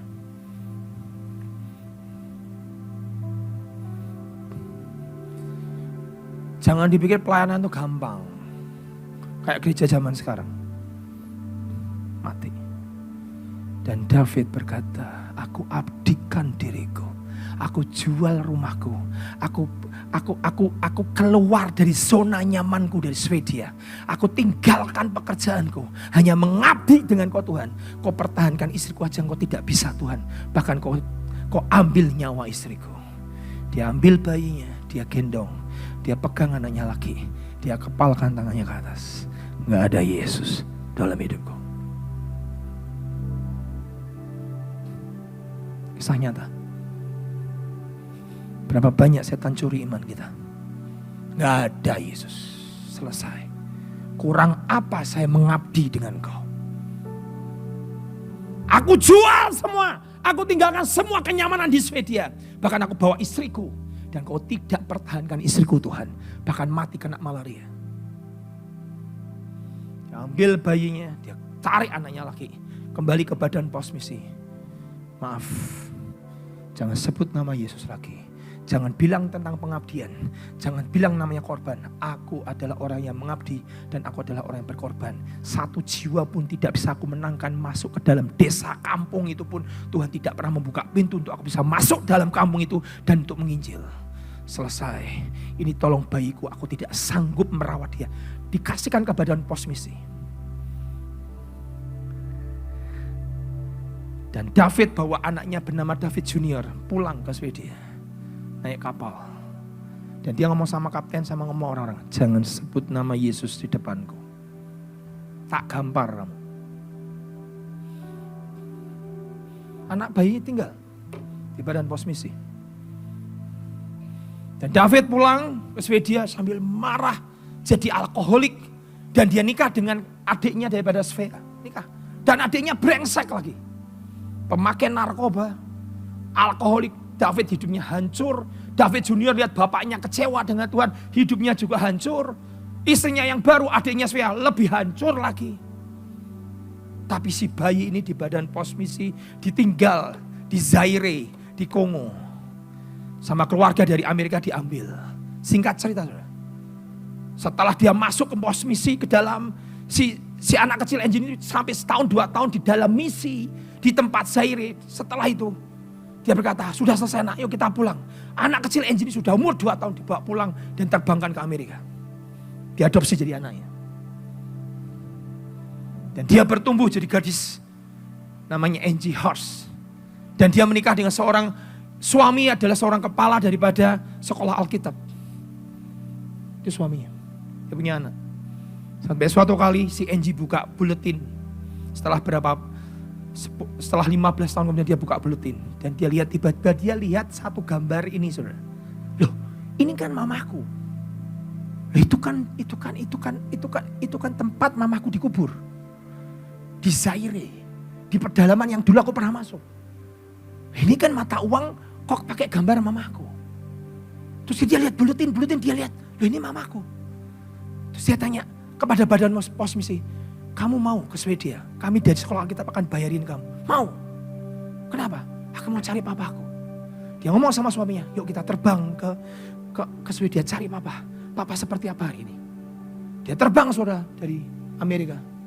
Sebelum sampai ke Swedia, dia transit dulu di London, di Inggris. Dia berhenti 1 malam, nginap di hotel, dan kemudian sore itu si Angie ini keluar dengan suaminya jalan. Dia lewat stadion lapangan bola, ada KKR besar. Wow, pengkhotbahnya seorang kolang kulit hitam bernama Jane. Nama anak itu adalah namanya Jane Higuita. Jane Ruhigita. Dan kemudian Angie melihat, wah keren sekali khotbahnya. Tiba-tiba si Jane ini cerita, saudara tahu nggak? Aku adalah anak Afrika. Aku adalah benih dari seorang misionari bernama David dan Svea. Syok, itu bapakku. Selesai ibadah didatangi. Kamu siapa? Jane. Kamu tahu siapa aku? Aku Angie. Nangis si Jane peluk si Angie. Aku cari kamu. Aku mau beritahu bagaimana Tuhan mengubah daripada kampungku. Bagaimana Tuhan memakai hidupku. Apa yang terjadi? Dia berkata, aku sekarang sudah membawa jiwa 110.000 jiwa di seluruh Afrika. Sekarang aku sudah punya badan pos misi 1.000 di Afrika. Sekarang aku sudah bangun rumah sakit, aku bangun sekolah, aku bangun panti jompo, aku bangun panti asuhan di seluruh Afrika. Bicara ke bapakmu, benih anak kecil yang bawa ayam masuk ke dalam tempatnya itu tidak pernah sia-sia.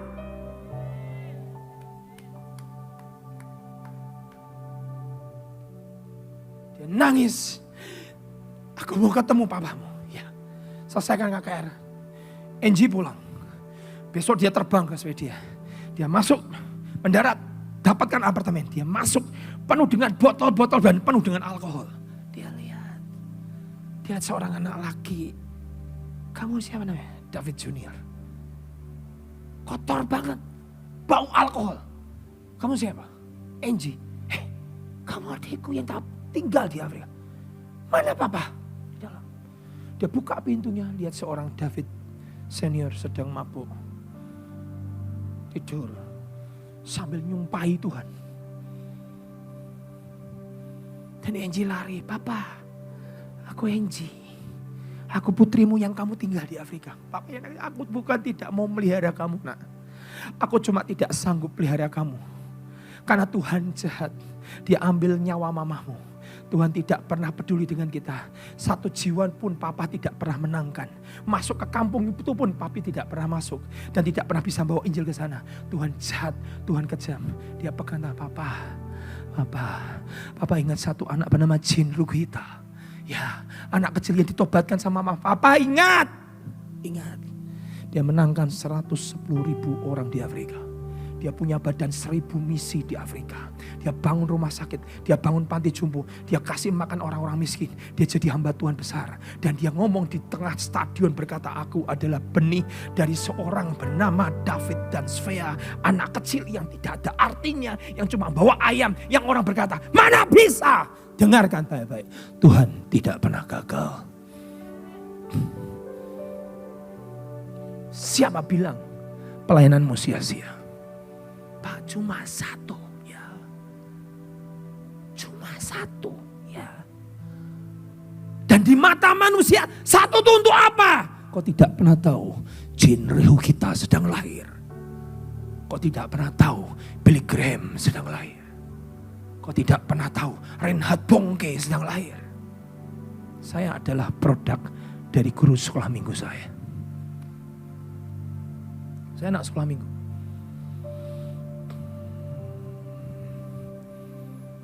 Dengar, di lembah ini setan akan buat engkau kecewa dengan Tuhan. David berlutut berkata, "Pah, minta ampun Tuhan, ampuni aku. Aku tidak pernah tahu rencanamu." Saudara tahu lagu ini? Ada saat. Yang tulis lagu ini duduk sama saya. Alami. Seringkali aku tak mengerti. Dia disodomi sama tukang becak. Ku memilih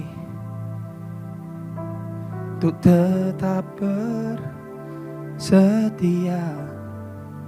Ada hal yang sakit, tapi lahir lagu-lagunya dia. Papa sentuh hatiku, dia nulis. Si David berlutut, minta ampun ke Tuhan. Dia bertobat. 1 minggu kemudian, David senior dipanggil Tuhan pulang dalam keadaan sudah berdamai dengan Allah. Tapi selama puluhan tahun kecewa. Jangan terburu-buru menghakimi Tuhanmu, karena kamu tidak tahu the whole story. Kamu tidak tahu cerita semuanya.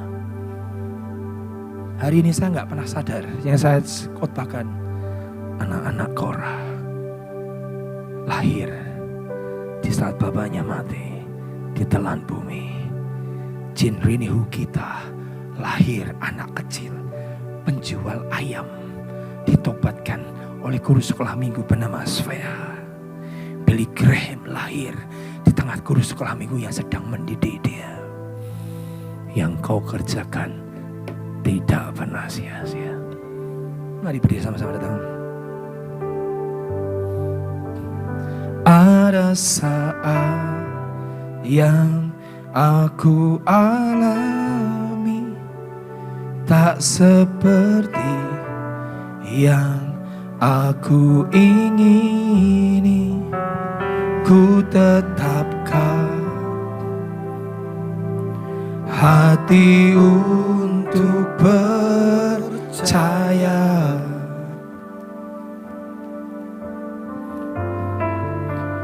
Ada saatnya yang ku hadapi, seringkali aku tak mengerti. Ku memilih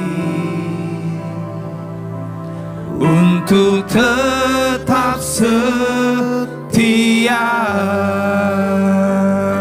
sampai akhir. Sampai akhir hidupku, ku kan tetap menyembahmu, melayanimu seumur hidupku. Ku kan tetap sampai ku menutup mata,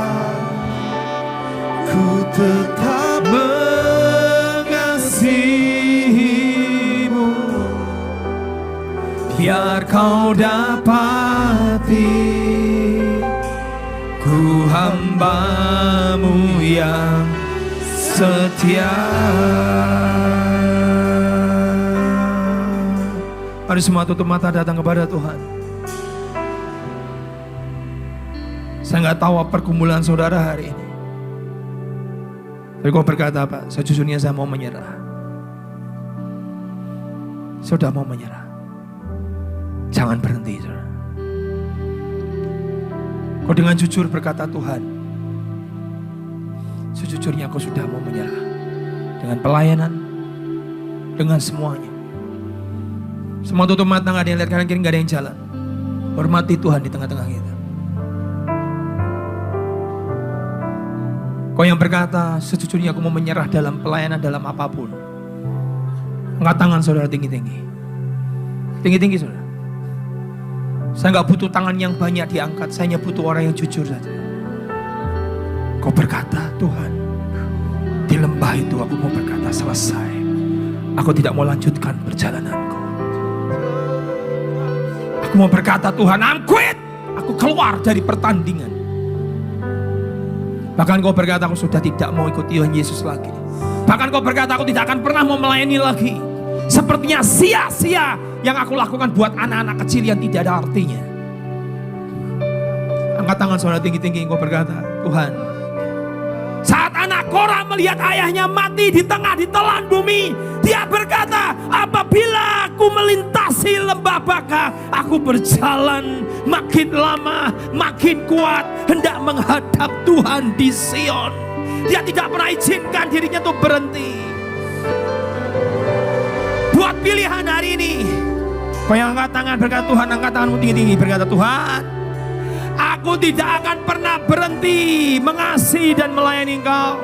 Kalau aku berkata hari ini, Tuhan, aku mau menyerah, aku putuskan hari ini, aku akan terus berjalan makin lama, makin kuat untuk menghadap Tuhan di Sion. Kau yang angkat tangan, kau lari ke depan, mari berlutut, lari ke depan. Yang angkat tangan lari ke depan, lari berlutut di depan. Persembahkan hidupmu kembali ke Tuhan, lari ke depan. Bawa hidupmu kembali di atas mesbah. Ini altar. Biar campur gak apa-apa. Lari ke depan, berlutut di depan. Ini mesbah. Lari, taruh hidupmu kembali, kamu.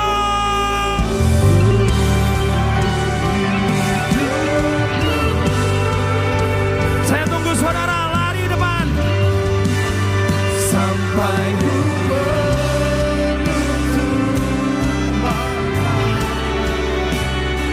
Tuhan Yesus, mari di atas mesbah ini, di altar ini, persembahkan hidupmu kembali. Tuhan, aku menyelesaikan sampai garis akhir. Aku mau menyelesaikan sampai garis akhir. Kau yang berkata, Tuhan,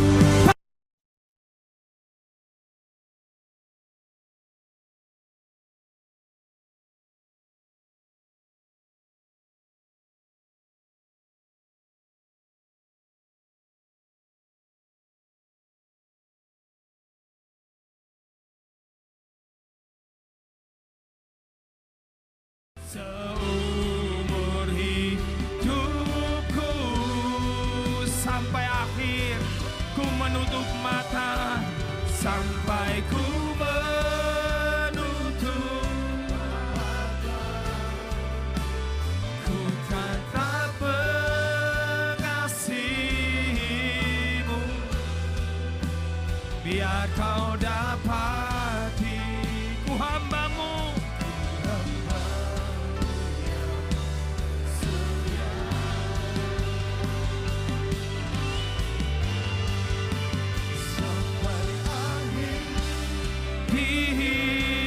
Berdoa yang di depan, kau berlutut berdoa. Persembahkan hidupmu kembali di altar. Kalau saudara perlu lari ke depan, kau lari ke depan. Taruh hidupmu kembali di altar. Tuhan, kau biar dapati aku sampai garis akhir. Sampai garis akhir. Sampai garis akhir. Yes Lord, sampai akhirku menutup mata. Sampai ku ya Tuhan Yesus,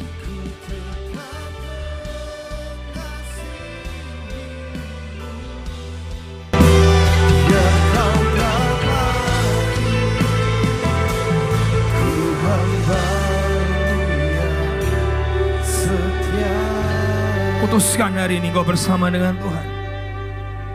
Dia tidak pernah tunggu kau di awal dalam sebuah pertandingan. Dia tidak pernah tunggu kau di tengah dalam sebuah pertandingan. Dia hanya tunggu di garis akhir, di finishing line. Dia tunggu saudara. Apakah kau dimahkotai dengan mahkotanya Tuhan?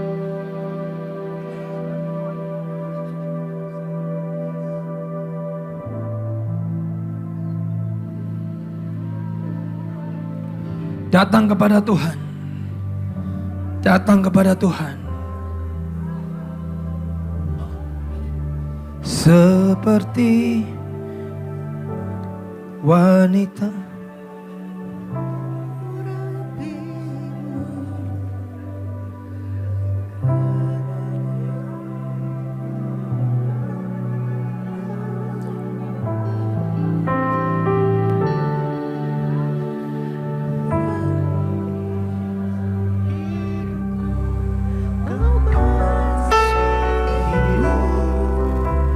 Yesus, Engkau baik bagiku.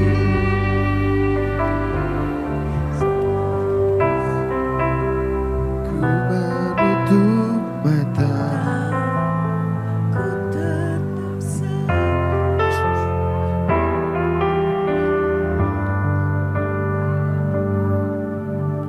Demikian hidupku mau mengasihimu.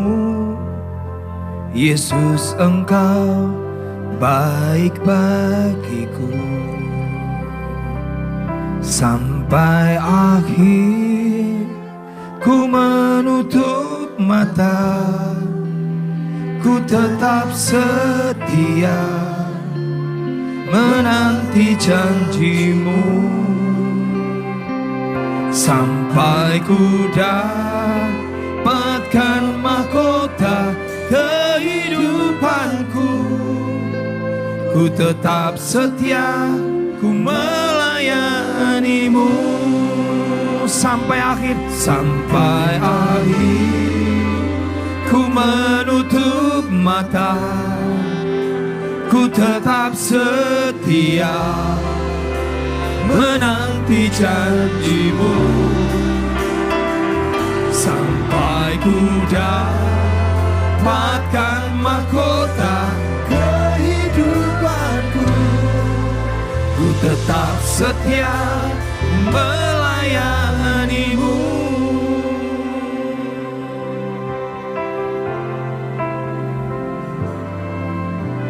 Seperti wanita mengurapimu, menangis di bawah kakimu. Demikian hidupku, demikian hidupku mau mengasihimu. Yesus, Engkau baik bagiku. Seperti wanita, seperti wanita mengurapimu. Mari datang kepada Tuhan, menangis di bawah kakimu.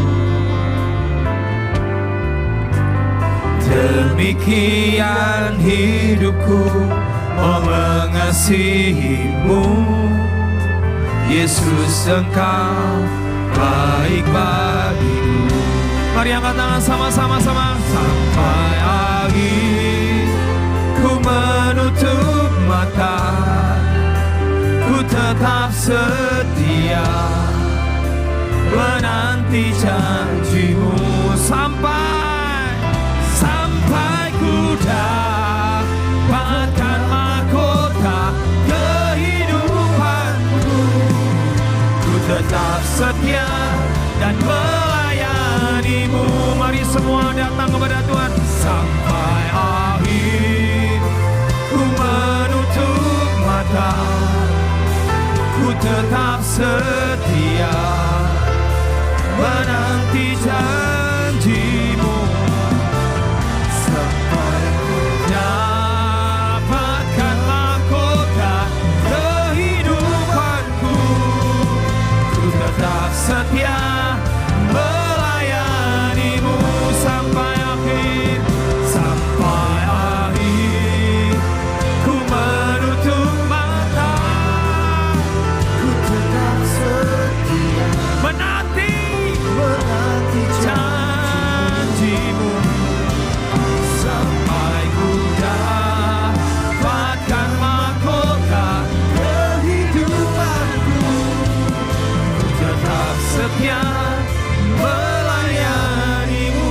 berdoa di dalam nama Tuhan Yesus.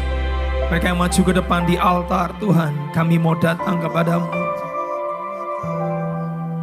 Kami mau datang di altar ini, kami mau berkata, sampai garis akhir Tuhan. Sampai garis akhir. Kami tidak akan pernah berhenti. Kami tidak akan give up. We never ever quit. Tidak akan pernah keluar dalam pertandingan kami. Mari yang di depan, yang di altar berkata, sampai akhir Tuhan. Sampai akhir menutup mata. Bawa kami Tuhan. Sampai bertemu dengan Kau. Dan Kau berkata, sahabatku yang setia. Sampai kami didapati setia sampai akhir. Sampai akhir ku menutup mata, ku tetap setia menanti janjimu. Sampai ku dapatkan mahkota kehidupanku, ku tetap setia melayanimu. Come on! Sampai habis ku menutup mata, ku tetap setia menanti janjimu. Sampai ku dapatkan mahkota kehidupanku, ku tetap setia melayanimu. Mari yang di depan di altar berdiri sama-sama. Taruh tangan kanan saudara di dada saudara. Mari berdiri yang di depan di altar. Bawa kami sampai akhir Tuhan.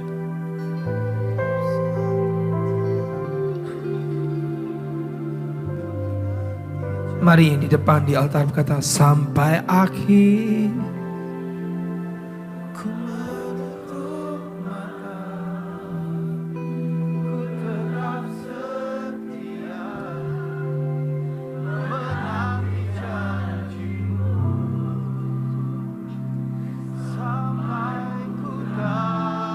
Sampai mahkota Tuhan.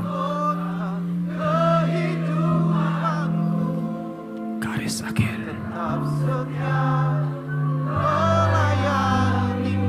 Sekali lagi katakan, sampai akhir.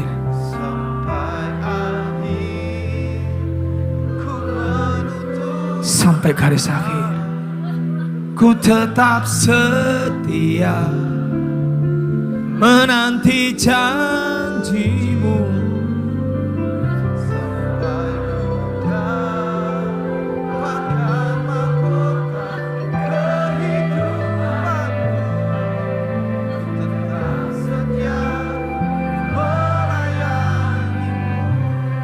Bapa di surga, berdoa di dalam nama Yesus, bawa kami sampai garis akhir. Bukan hanya di awal, bukan hanya di tengah, tapi Kau dapati kami setia sampai akhir. Setan mungkin coba membuat kami kecewa dengan Kau Tuhan, tapi kami memilih untuk tidak akan kecewa. Kami tidak akan kecewa. Kami tidak akan kecewa. Kau tetap Tuhan yang baik. Kau tetap Tuhan yang dahsyat. Kau tidak ada yang salah dalam hidupmu. Kau tidak ada yang gagal dalam dirimu. Karena Kau Tuhan yang adil. Karena Kau Tuhan yang setia.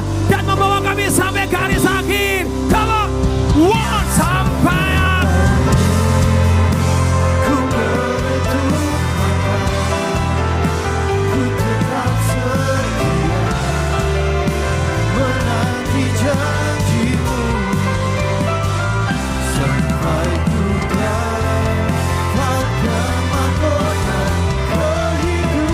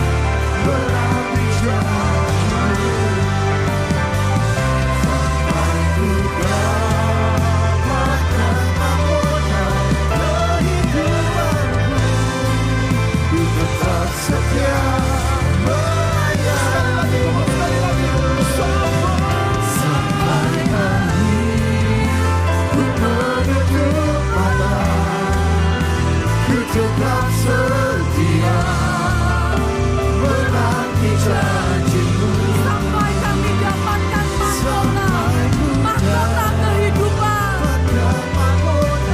kehidupanku, Tetap setia ku melayanimu. Katakan lagi, ku tetap setia, ku tetap setia, ku melayanimu. Ku tetap setia, ku tetap setia, ku melayanimu. Beri tepuk tangan yang terbaik buat Tuhan. Terima kasih Tuhan, terima kasih. Terima kasih buat kebaikan-Mu Tuhan. Sekali lagi kami katakan kalau kami bisa setia, karena Engkau yang buat kami setia. Engkau yang memampukan kami untuk kami terus setia sampai garis akhir Tuhan. Tuhan, kami percaya hari ini sekali lagi hadirat-Mu melawat setiap kami. Hadirat-Mu yang membuat kami tetap kuat. Hadirat-Mu yang membuat kami tetap setia pada panggilan kami melayani anak-anak Tuhan. Sekalipun satu, kami tetap akan terus maju. Sekalipun satu, kami akan terus melayani mereka Tuhan. Karena kami tahu itu panggilan dalam hidup kami. Karena kami tahu Tuhan, sekali lagi itu panggilan Tuhan dalam hidup kami. Terima kasih Tuhan buat sore hari ini, buat malam ini Tuhan. Biar kami tahu Tuhan, kami benih ini sekali lagi kami bawa pulang. Kami mau tetap setia sampai garis akhir. Terima kasih Tuhan buat malam hari yang indah ini Tuhan. Terima kasih buat sepanjang hari ini Tuhan. Sudah banyak materi yang kami terima, banyak pelajaran yang kami terima. Dan satu hal Tuhan, ketika kami terima semuanya itu, malam ini kami diteguhkan, kami mau tetap setia pada panggilan kami sampai garis akhir. Terima kasih buat sesi malam ini Tuhan. Kami selesai Tuhan, tapi kami tahu Tuhan tidak pernah selesai bekerja dengan hidup kami. Kalau mungkin sebentar kami pulang Tuhan, kami ke tempat kami masing-masing, ke hotel, ke rumah kami masing-masing. Tapi kami tahu Tuhan akan terus berbicara dalam hidup masing-masing kami Tuhan. Terima kasih buat malam hari ini Tuhan. Kami mengucap syukur, kami berterima kasih buat kebaikan dan anugerah-Mu. Terima kasih Tuhan, kami bersyukur karena Engkau Tuhan yang baik dalam hidup setiap kami.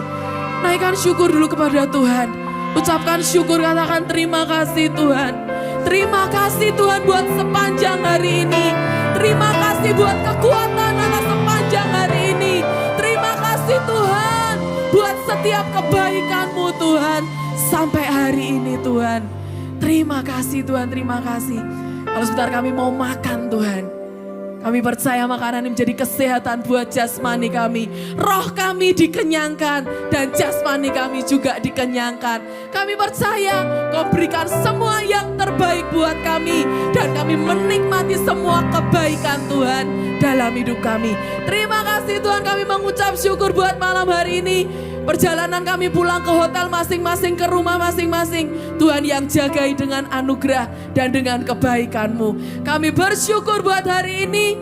Kami bertemu besok pagi Tuhan dengan sesi yang luar biasa lagi. Dan kami percaya sekali lagi kami akan berjumpa secara pribadi dengan Tuhan yang luar biasa.